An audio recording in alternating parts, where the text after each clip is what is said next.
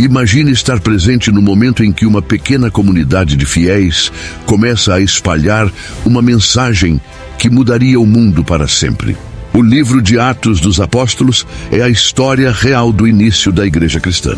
Ele não é apenas um relato histórico, mas um testemunho vivo de como Deus usa pessoas comuns para realizar feitos extraordinários. Hoje você vai entender como essa narrativa transformadora ainda impacta a nossa vida. Vamos mergulhar fundo nos acontecimentos que marcaram esse período e descobrir como eles moldaram a fé que atravessou séculos. Fique até o final para descobrir segredos surpreendentes sobre a fé cristã. Para compreendermos o livro de Atos, precisamos voltar um pouco e entender o que aconteceu antes. Jesus havia sido crucificado, morto e sepultado.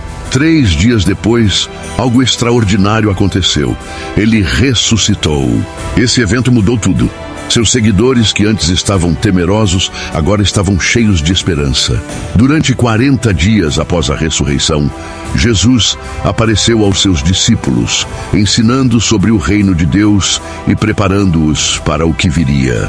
Ele fortaleceu a fé dos seus seguidores, reafirmou promessas e trouxe clareza sobre a missão que deveriam cumprir. Mas havia uma promessa crucial.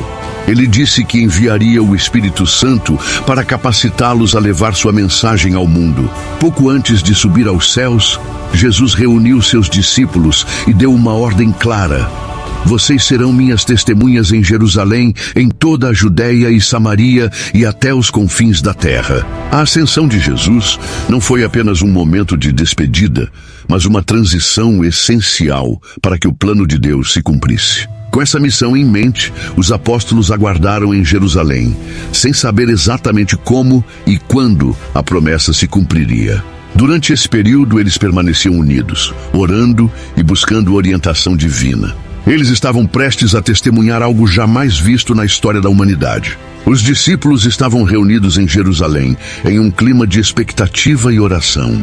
O que viria a seguir mudaria o curso da história. De repente, um som como o de um vento impetuoso encheu a casa onde estavam reunidos. Chamas, como línguas de fogo, pousaram sobre cada um deles e todos foram cheios do Espírito Santo. Algo surpreendente aconteceu. Começaram a falar em línguas que nunca haviam aprendido. Nas ruas, multidões de diversas nacionalidades ficaram perplexas. Como aqueles galileus simples estavam falando em suas línguas maternas? Essa manifestação do Espírito Santo não era apenas um milagre visual, mas uma prova inegável do poder de Deus. Alguns duvidavam. Eles estão embriagados. Mas Pedro, tomado por coragem, se levantou e declarou: não estamos bêbados. O que está acontecendo aqui foi predito pelo profeta Joel. Ele pregou sobre Jesus, sua crucificação e ressurreição, explicando que ele era o Messias prometido. Seu discurso cortou o coração de muitos que perguntaram: o que devemos fazer? Pedro respondeu com firmeza: arrependam-se e sejam batizados e receberão o Espírito Santo. 3.000 pessoas se converteram naquele dia. Esse foi o nascimento da igreja, e ela começaria a crescer de maneira avassaladora. O impacto desse evento foi gigantesco. Os apóstolos começaram a realizar milagres que deixavam as multidões em choque. Certo dia, Pedro e João foram ao templo e viram um homem coxo pedindo esmolas. Pedro olhou para ele e disse: não tenho prata nem ouro, mas o que tenho, isso te dou. Em nome de Jesus Cristo, levanta-te e anda. Instantaneamente, o homem ficou curado e começou a saltar e louvar a Deus. A notícia se espalhou, atraindo mais seguidores, mas também provocando a ira das autoridades religiosas. Pedro e João foram presos e advertidos a não falarem mais de Jesus. Mas eles responderam: julgai vós mesmos se é justo obedecer a vós antes que a Deus, pois não podemos deixar de falar do que vimos e ouvimos.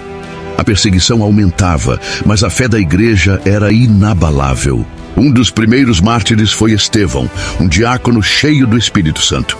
Ele fez um poderoso discurso diante do Sinédrio, explicando toda a história de Israel e mostrando como os líderes religiosos sempre rejeitaram os profetas de Deus. Furiosos, eles o arrastaram para fora da cidade e o apedrejaram até a morte. Enquanto morria, ele clamou: Senhor, perdoa-lhes. Sua morte marcou um ponto de virada. Uma grande perseguição começou e os cristãos fugiram de Jerusalém. Mas em vez de impedir a fé, isso a espalhou por outras regiões. O evangelho começava a alcançar outras nações. Deus estava preparando algo ainda maior: a conversão de um dos mais implacáveis perseguidores da igreja. Saulo, um fariseu zeloso, dedicava-se a destruir os seguidores de Cristo. Ele prendia homens e mulheres, invadia casas e respirava ameaças contra os cristãos. Mas em uma viagem a Damasco tudo mudou. Uma luz resplandecente o cercou e ele caiu por terra. Uma voz ecoou: Saulo, Saulo, por que me persegues? Tremendo, ele perguntou: Quem és, Senhor? A resposta veio com poder: Eu sou Jesus, a quem tu persegues. Saulo ficou cego e teve que ser guiado até a cidade. 3 dias depois, Deus enviou Ananias, um discípulo relutante, para orar por ele. Irmão Saulo, o Senhor me enviou para que recuperes a visão e fiques cheio do Espírito Santo. Algo como escamas caiu dos olhos de Saulo, e ele viu novamente. Foi batizado e imediatamente começou a pregar sobre Jesus, para choque de todos. Aquele que perseguia agora era perseguido. Ele passou a ser chamado de Paulo e viajou por diversas cidades, pregando, enfrentando perseguições, naufrágios, prisões, mas nunca desistindo da missão. Após anos de pregações, milagres e fundação de igrejas, Paulo foi preso e levado a Roma para ser julgado. No caminho, enfrentou uma tempestade terrível e um naufrágio em Malta. Mesmo assim, continuou pregando e curando enfermos. Chegando a Roma, ficou em prisão domiciliar, mas isso não o impediu de ensinar. Ele escreveu cartas, encorajando as igrejas, e recebeu muitos visitantes. O livro de Atos termina aqui, mas a história da igreja continuou.